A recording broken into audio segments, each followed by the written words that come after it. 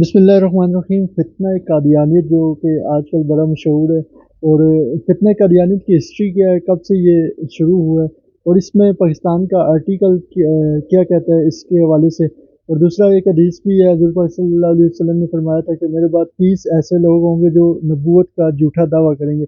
इस हवाले से मुफ्ती इस्माइल तौर साहब मज़हबी स्कॉलर हैं, उनसे पूछेंगे कि फ़ितना कादियानियत कब शुरू हुआ था और इसकी हकीकत क्या है। क्या कादियानी जिस तरह आम दूसरे मुसलमान खुलकर एक दूसरे को दावत दे सकते हैं, या अक़लियत है वो अपने खुलकर इबादत कर सकते हैं, कि क्या कादियानी इस तरह कर सकते हैं पाकिस्तान के अंदर? बिस्मिल्लाहिर्रहमानिर्रहीम। बात यह है कि हुज़ूर अकरम सल्लल्लाहु अलैहि वसल्लम का इरशाद है,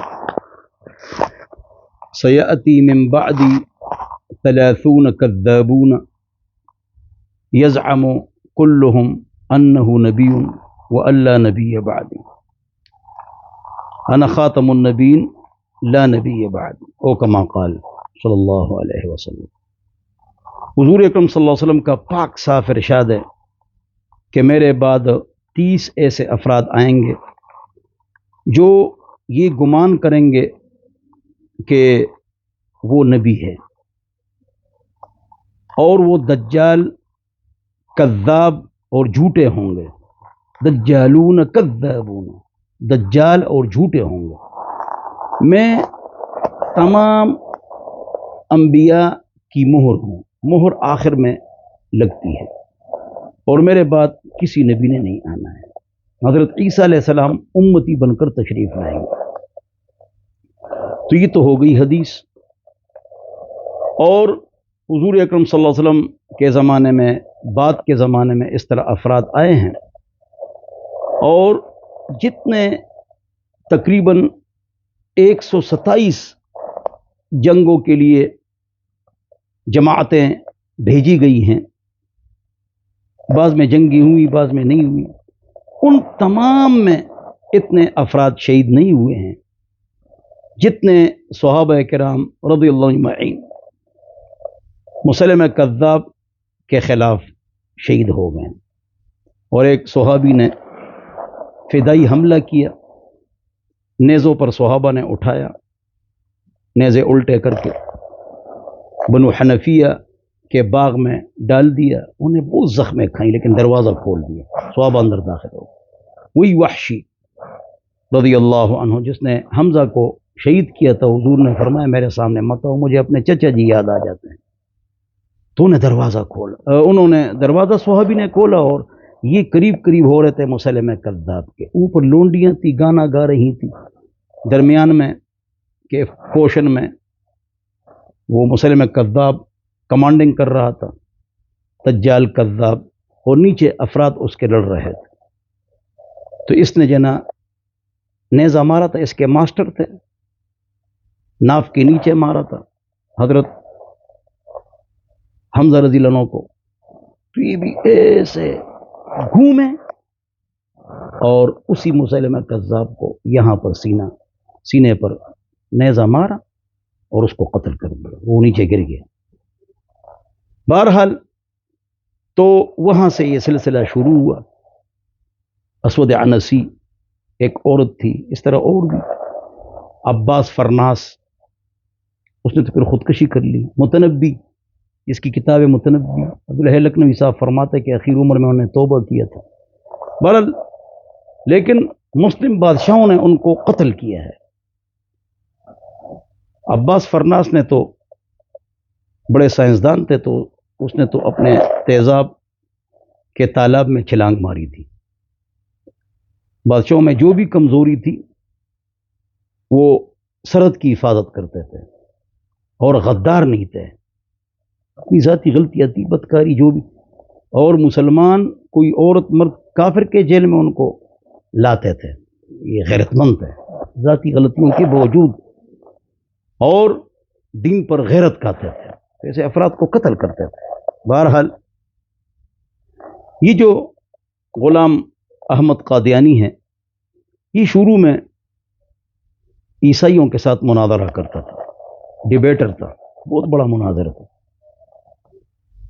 ज़हीन लोग, दीन से दूर मुतकब्बिर, والدین کا نافرمان یا اساتذہ کا نافرمان، ان پر یہ مصیبت آتی ہے، یہ خراب ہو گیا۔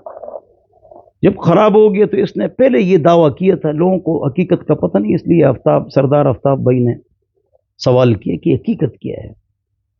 تو اس نے سب سے پہلے اپنے آپ کو کہا تھا کہ میں ہادی ہوں، مہدی ہوں، ہدایت دینے والا، لغوی۔ پھر اس نے اپنے آپ کو امام مہدی کہا۔ پھر اس نے دعویٰ کیا کہ میں نعوذ باللہ عیسیٰ موعود ہوں، اور اس کی قبر پر یہ لکھا ہوا ہے، یہ بھی لوگوں کو پتہ نہیں، مسیح موعود۔ دجال کوئی مسیح کہتے ہیں، عیسیٰ علیہ السلام کوئی مسیح کہتے ہیں، بمعنی ممسوح۔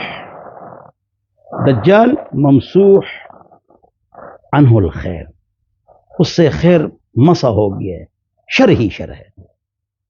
عیسیٰ علیہ السلام کو بھی مسیح کہتے ہیں، ممسوح عنہ الشر، خیر ہی خیر ہے، یہ نقطہ ہے۔ بہرحال پھر اس نے یہی دعویٰ کیا، اور جو حضرت مولانا مفتی محمود رحمہ اللہ رحمتاً واسعتاً غالیتاً برد اللہ مضجعہ وجعل الجنت مثواہ، تو انہوں نے جنا کہا، یہاں پر ان کو پکڑا، اس کے بیٹے کو، ٹھیک ہے نا، کہ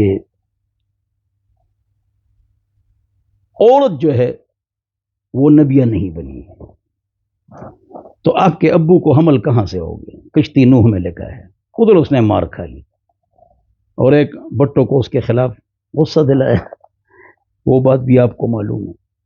تو بہرحال ہادی مہدی، پھر لغوی، پھر اصطلاحی، پھر مسیح موعود، اور پھر اس نے دعویٰ کیا کہ میں نبی ہوں۔ اب خاتم النبیین تو حضور اکرم صلی اللہ علیہ وسلم ہیں، تو مسلمانوں کا اجماعی عقیدہ ہے ختم نبوت کا۔ اس نے کیا دجل کیا، یہ اکثر لوگوں کو پتہ نہیں ہے، اور حتیٰ کہ علماء کو پتہ نہیں ہے۔ جب کوئی آدمی پھنس جاتا ہے، جس کے اوپر شبہ ہوتا ہے کہ یہ قادیانی ہے، تو وہ کہتا ہے میں اللہ کی ذات کی قسم کھا کے کہتا ہوں کہ میں ختم نبوت پر ایمان لاتا ہوں، اور ختم نبوت کو مانتا ہوں، اور ختم نبوت کا منکر کافر ہے، تو علماء اس کو چھوڑ دیتے ہیں۔ یہ علماء کی غلطی ہے۔ کیوں؟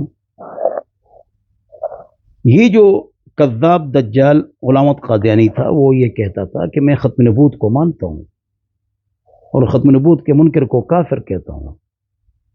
تو پھر یہ کیا کہتا تھا؟ نعوذ باللہ، برزہ کا معنی ہے نکلنا، ظل کا معنی ہے سایہ۔ یہ کہتا تھا میں ظلی نبی ہوں۔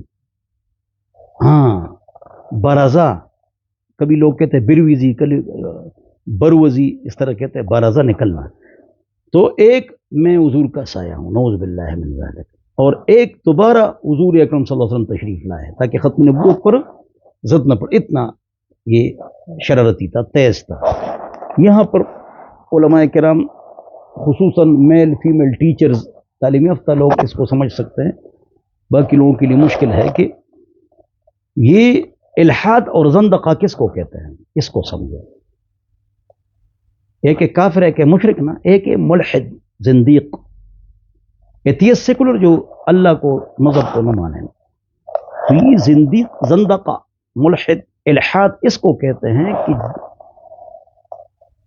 اسلام کی وہ چیز جو ضروریات دین میں سے ہو، یعنی جس کو ہر شرابی، بدکار بھی مسلمان اس کو جانتا ہو کہ وضو کیا ہے، نماز کیا ہے، حج کیا ہے، سب جانتے ہیں، اگر چاہے کوئی عمل کرے یا نہ کرے، اس چیز کی ایسی تشریح کرنا جو مسلمانوں کے عام تشریح کے خلاف ہو، یہ ہے زندقہ اور الحاد، اور ایسا آدمی ملحد اور زندیق ہوتا ہے۔ جس طرح ذکری کہہ رہے قرآن میں ہے وَذَكَرَ اسْمَ رَبِّهِ فَصَلَّى، بس اقم الصلاۃ لذکری، ان دو آیتوں سے معلوم ہوا کہ نماز ذکر کو کہتے ہیں۔ کس کو کہتے ہیں؟ ذکر کو کہتے ہیں۔ اسی طرح ختم نبوت کی انہوں نے تشریح کی، ذلی اور بروزی، بروزی، بروزی، مختلف الفاظ لوگ کہتے ہیں۔ تو اور اب جو یہ نبی نعوذ باللہ حضور کا دوبارہ ظہور ہوا ہے تو بڑھ کر اس سے بڑھ کر آئے نعوذ باللہ. اگر جن میں درجنوں بیماریاں تھیں. خود لکھا ہے کہ ایک جیب میں گڑ میرا ہوتا تھا، ایک جیب میں ڈھیلا، سلسل بول کا مرض تھا. نبی امراض سے بھی پاک ہوتا ہے. تو یہ گڑ سے استنجا کرتا تھا اور ڈھیلے سے چک مارتا تھا. خود لکھا ہے اپنی کتاب میں. گرگابی الٹی پہنتا تھا. خود لکھا ہے. آنکھ سے بھی معذور تھا. ایک لائٹ والی گاڑی رات کو نہیں چل سکتی ہے، اگر چلے گی تو ٹریفک والے اس کو چالان کرتے ہیں. تو اس کی نعوذ باللہ من ذالک جھوٹے دعوے والی چیز نہیں چلے گی. بہرحال اور یہ بھی غلط مشہور ہے وہ ٹٹی خانہ میں یا لیٹرین میں مرا تھا. یہ بات غلط مشہور ہے. ایک مسلمان اگر لیٹرین میں مر جائے وہ جنت میں جائے گا. وہاں بھی موت آ سکتی. یہ لیٹرین میں اور ٹٹی خانہ میں نہیں مرا ہے، یہ اپنی ہی ٹٹی میں مرا ہے. اتنے اس کو جو نا دست ہوتے تھے کہ 2 پتھر رکھے تھے اینٹیں، اس پر آتا جاتا تھا اور میں گن کرتا تھا، اس میں گر گیا اور چہرہ گن میں چلا گیا. بہرحال اللہ ہم سب کو ہر قسم کے فتنے سے اور شر سے اور شرک سے اور کفر سے اور الحاد سے محفوظ فرمائے. خاتمہ اللہ ہمارا اچھا کر دے. بہرحال تو یہ باتیں ضروری ہیں. میں اچھا سوال کیا ہے کہ اس کی ہسٹری بتا دی جائے. پھر یہ اس کا آخری دعویٰ ہے. قبر پر مسیح موعود لکھا ہوا ہے لیکن یہ آخری دعویٰ نہیں ہے. بعض لوگ اس بات کو نہیں سمجھتے ہیں. لہذا اگر کسی پر قادیانیت کا شبہ ہے یا واقعتاً وہ ہے اور اس سے وہ نکلے گا تو یہ الفاظ کافی نہیں ہے. یہ تو ہر قادیانی کہتا ہے ہم ختم نبوت پر ایمان لاتے ہیں اور حضور آخری نبی، حضور کے بعد کسی نبی نہیں آنا ہے. انہوں نے عقیدے میں زندق اور الحاد سے کام لیا ہے. لہذا یہ بھی کہنا پڑے گا کہ یہ زندق اور الحاد ہے، یہ کفر ہے. یہ بھی کہے گا اور غلام احمد قادیانی دجال اور کافر ہے. پھر اس کی جان چھوٹے گی، ویسے نہیں چھوٹے گی. بہرحال یہ ہے ہسٹری. پھر تحریک چلی. اگر ان کو زندیق اور ملحد قرار دیا جاتا تو اچھا ہوتا. بہرحال کافر قرار دے دیا گیا، آئین بن گیا. یہ اپنے آپ کو اقلیت کہیں یہ نہیں کہ ہم مسلمان نہیں ہیں تو جو کچھ کریں. جب تک یہ اپنے آپ کو مسلمان کہیں گے یہ کبھی بھی کوئی کتاب، اپنی کوئی دعوت اور کوئی رسالہ تقسیم نہیں کر سکتے ہیں، نہ مسلمانوں کی طرح مسجد بنا سکتے ہیں. یہ آئین ہے. بہرحال اگر پیسوں کے لیے کوئی قادیانی ہو جائے تو آخرت میں وہ بچ نہیں سکتا ہے. یہ نہیں کہ میں پیسوں کے لیے ہو گیا تھا یا اللہ مجھے معاف کرو، میں تو جانتا تھا ان کا جو اب بھی بڑا ہے تو وہ کیا ہے، نعوذ باللہ اس پر ملتان کے جیل میں اس پر کیس ہے. سب کو پتہ ہے. گوگل میں سرچ کروا دے دیں. داڑھی نہیں تھی پھر داڑھی رکھ لی. اللہ ہم کو ہدایت دے دیں. بہرحال تو یہ کوئی بھی کاغذ، رسالہ، کتاب، تفسیر صغیر و کبیر یہ نہیں تقسیم کر سکتے. تو بہرحال اللہ ہمارے حکمرانوں کو عقل عطا فرمائے، جسٹس قاضی صاحبان کو، کہ وہ ایسے فیصلے نہ کرے کہ قبر و آخرت میں ان کو پریشانی ہو اور آخرت اور قبر تنگ ہو جائے. بہرحال یہ میں نے آپ کو کچھ نہ کچھ بتا دیا ہے. اور مسلمانوں کی تربیت کی ضرورت ہے، قرآن و حدیث کے درس کی ضرورت ہے. علماء کے نام پیار و محبت سے درس دیا کریں، لوگوں کو بتایا کریں کہ حقیقت کیا ہے. لیکن میں نے آج 2 ایسے انکشافات کیے جو انہیں عام لوگوں کو پتہ نہیں ہوتا. جی اس میں یونیورسٹی کے والے سے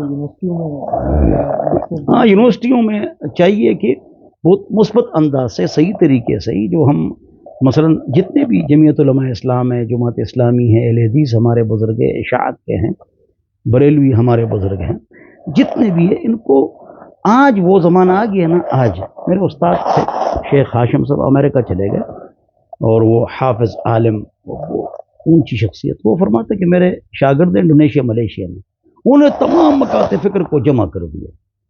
میرے شاگرد عالم نے کہ آج وہ مشترکات پر اتحاد کرتے ہیں اور تحریکیں چلاتے ہیں، ایک سٹیج پر جمع کر دیا. تو ہم تمام مکاتب فکر کا اتفاق ہے کہ عدالت میں قرآن و حدیث ہونا چاہیے، انگریز کا قانون ختم ہونا چاہیے، اس پر سب متحد ہو جائیں. میڈیا ہے، اس میں فحاشی نہیں ہونی چاہیے. ہم ایک دوسرے کے پیر کھینچتے ہیں دن رات. مشترکات پر اکٹھا ہونا وہ کی ہم ضرورت ہے، چاہے اختلافات ایک دوسرے کے ساتھ اٹھنا بیٹھنا، چائے پینا ہم شروع کر دیں. تو بہرحال مشترکات پر ہم متحد ہو جائیں. اور عدالت میں قرآن و حدیث ہو اور فحاشی میڈیا پر نہ ہو. اور نمبر 3 شرعی پردہ اور عوام کو نماز پڑھوانا جس طرح قرآن میں ہے کہ اگر تمہیں حکومت مل جائے مسلمانوں تو سب سے پہلے کیا کام کرو گے؟ اقام الصلاۃ، نماز پڑھوانا. اور کوئی سوال؟ اس میں بہت شکریہ مفتی صاحب نے بڑا تفصیلی سے جائزہ دیا اور جو کچھ ہسٹری تھی قادیانیت کے حوالے سے وہ ہمیں آگاہ کیا. تو اس حوالے سے کافی نقطہ ہمیں ملا کہ جو قادیانیت کا آغاز کب سے ہوا اور اس سے پہلے اس سے قبل جو جن لوگوں نے نبوت کے جھوٹے دعوے کیے ان کا کیا رول تھا. بہت شکریہ مفتی صاحب. جزاکم اللہ. اللہ آپ کو عزت دے. والسلام.